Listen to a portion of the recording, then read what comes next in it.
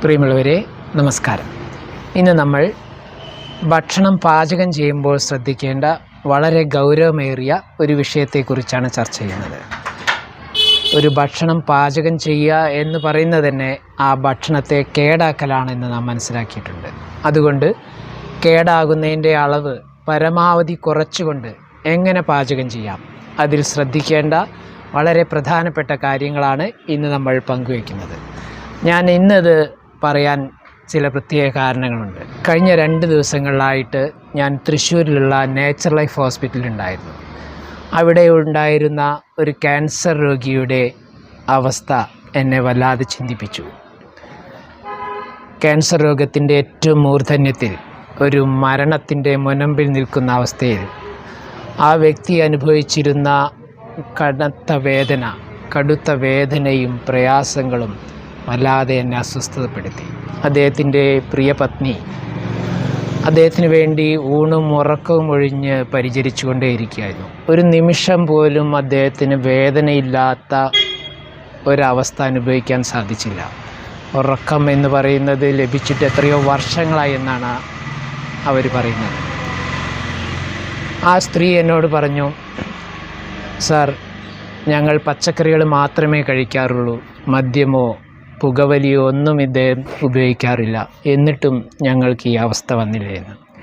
പ്രിയമുള്ളവരെ, ലോകാരോഗ്യ സംഘടന പുറത്തുവിട്ടുള്ള ക്യാൻസർകാരികളായിട്ടുള്ള വസ്തുക്കളിൽ ഏറ്റവും പ്രധാനപ്പെട്ട സ്ഥാനമാണ് അലൂമിനിയത്തിനുള്ളത്. നമ്മുടെയൊക്കെ വീടുകളിലെ അടുക്കളകൾ പരിശോധിച്ചാൽ പാചകം ചെയ്യുന്ന പാത്രങ്ങൾ, വെള്ളം സൂക്ഷിച്ചു വയ്ക്കുന്ന പാത്രങ്ങൾ, അതേപോലെ അടുക്കളയിൽ സാധനങ്ങൾ സൂക്ഷിച്ചു വയ്ക്കുന്ന പാത്രങ്ങൾ, ഇതെല്ലാം ഒട്ടുമിക്കവും അലൂമിനിയത്തിൻ്റേതായിരുന്നു. ഇന്നിപ്പോൾ ഏറെക്കുറെയൊക്കെ മാറ്റങ്ങൾ വന്നിട്ടുണ്ടെങ്കിലും ഇനിയും ഒരുപാട് ഈ കാര്യത്തിൽ നമ്മൾ മാറേണ്ടിയിരിക്കുന്നു. അലൂമിനിയത്തിൽ പച്ചവെള്ളം ഒഴിച്ചു വെച്ചാൽ പോലും 4-5 മണിക്കൂറുകൾ കഴിയുമ്പോൾ അത് അലൂമിനിയം ഹൈഡ്രോക്സൈഡ് ഉൽപ്പാദിപ്പിക്കുകയും അത് ശരീരത്തിലേക്ക് എത്തിക്കഴിഞ്ഞാൽ ശരീരത്തിലുള്ള കോശങ്ങളിലെ ഓക്സിജൻ അത് വലിച്ചെടുത്ത് കരളിന് പ്രയാസങ്ങൾ സൃഷ്ടിക്കും. അതോടൊപ്പം തന്നെ ഒരു ക്യാൻസറിലേക്ക് വീഴാവുന്ന അവസ്ഥയിലേക്ക് കോശങ്ങൾ തകരാൻ സാധ്യതയുണ്ട്. അപ്പോൾ പിന്നെ ഇത്തരം പാത്രങ്ങളിൽ പാചകം ചെയ്യുമ്പോഴുള്ള അവസ്ഥ ആലോചിച്ച് നോക്കൂ. അതിൽ ലോഹങ്ങൾ കൊണ്ടുള്ള കയ്യിൽ കൊണ്ട് അല്ലെങ്കിൽ ചട്ടുകം കൊണ്ട് അതിൽ ഇളക്കുകയൊക്കെ ചെയ്യുമ്പോൾ ഈ അലൂമിനിയത്തിൻ്റെ അംശങ്ങൾ തീർച്ചയായിട്ടും അത് ഭക്ഷണത്തിലേക്ക് കലരുകയും നമ്മുടെ ശരീരത്തിലേക്ക് എത്തുകയും ചെയ്യും. അത് സ്ഥിരമായിട്ട് എത്തിക്കൊണ്ടിരിക്കുമ്പോൾ ഉണ്ടാകുന്ന ഭീകരമായ അവസ്ഥയെക്കുറിച്ചാണ് ഞാനിപ്പോൾ പറയുന്നത്. വീടുകളിൽ നമുക്ക് ഏറെക്കുറെയൊക്കെ ഇതിൽ മാറ്റങ്ങൾ വന്നുകൊണ്ടിരിക്കുന്നു. പക്ഷേ ഒരു വലിയ പരിപാടിയിൽ നമ്മൾ പങ്കെടുക്കുമ്പോൾ, ഒരു സദ്യയിലോ അല്ലെങ്കിൽ മറ്റെന്തെങ്കിലും ചടങ്ങുകളിലോ ഒക്കെ പങ്കെടുക്കുമ്പോൾ, ഹോട്ടലുകളിൽ നിന്ന് ഭക്ഷണം കഴിക്കുമ്പോൾ, മാത്രമല്ല ഇപ്പം നമുക്കറിയാം സ്കൂൾ കുട്ടികൾക്ക് വേണ്ടി പാചകശാലകൾ ഉപയോഗിക്കുന്ന പാത്രങ്ങൾ, ഇതെല്ലാം അലൂമിനിയത്തിൻ്റേതാണ്.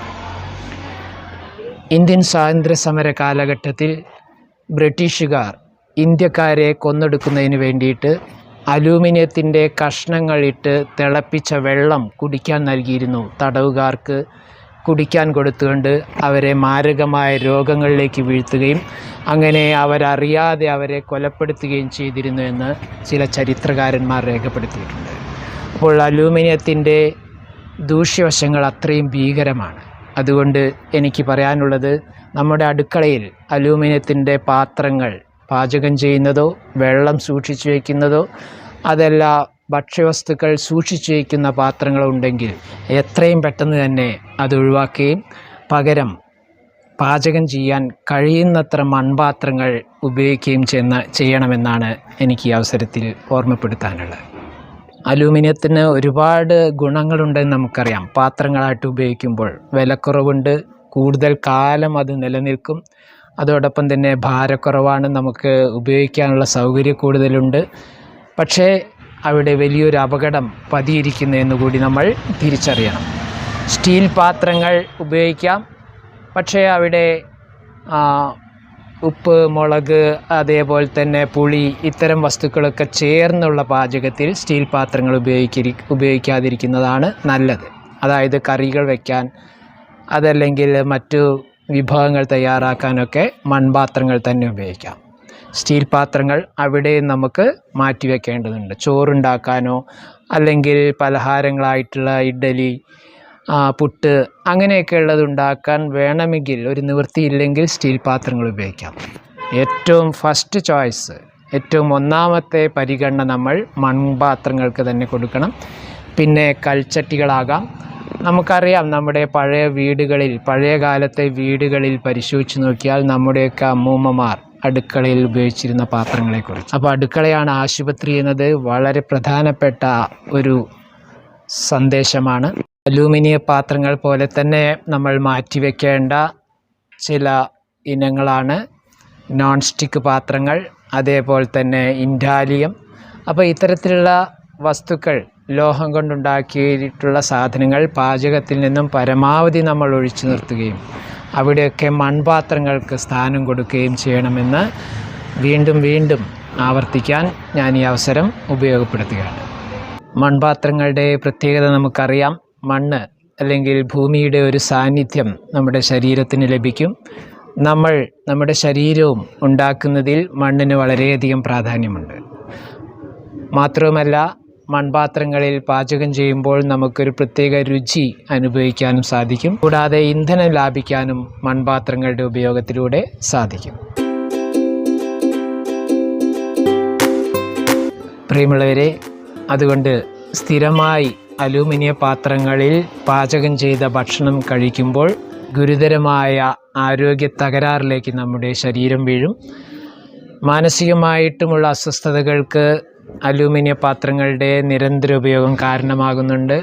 പാർക്കിൻസൺസ് അസുഖം, അതേപോലെ തന്നെ ഓർമ്മക്കുറവ്, അങ്ങനെ അൽഷിമേഴ്സ് പോലെയുള്ള വളരെ ഗുരുതരമായ പ്രയാസങ്ങളിലേക്കുള്ള ഒരു പ്രധാന കാരണം അലൂമിനിയത്തിൽ പാചകം ചെയ്ത ഭക്ഷ്യവസ്തുക്കളുടെ ഉപയോഗമാണെന്ന് ശാസ്ത്രജ്ഞർ കണ്ടെത്തിയിട്ടുണ്ട്. അതുകൊണ്ട് ഈ ഒരു അറിവ് വളരെ ഗൗരവമായിട്ടെടുക്കുകയും ഇത് പരമാവധി നമ്മുടെ കുടുംബാംഗങ്ങളിലേക്ക് പങ്കുവയ്ക്കുകയും എത്രയും പെട്ടെന്ന് തന്നെ ഇത്തരം പാത്രങ്ങൾ നമ്മുടെ അടുക്കളയിൽ നിന്ന് മാറ്റുകയും കഴിയുന്നത്ര മൺപാത്രങ്ങളിലേക്ക് മടങ്ങി വരണമെന്നും ഒരിക്കൽ കൂടി ഓർമ്മിപ്പിച്ചുകൊണ്ട് പ്രകൃതി സുകൃതിയുടെ ഈ ചാനൽ സബ്സ്ക്രൈബ് ചെയ്യാനും ഷെയർ ചെയ്യാനും കമൻറ്റുകൾ എഴുതാനും അഭ്യർത്ഥിച്ചുകൊണ്ട് നിർത്തുന്നു. നന്ദി.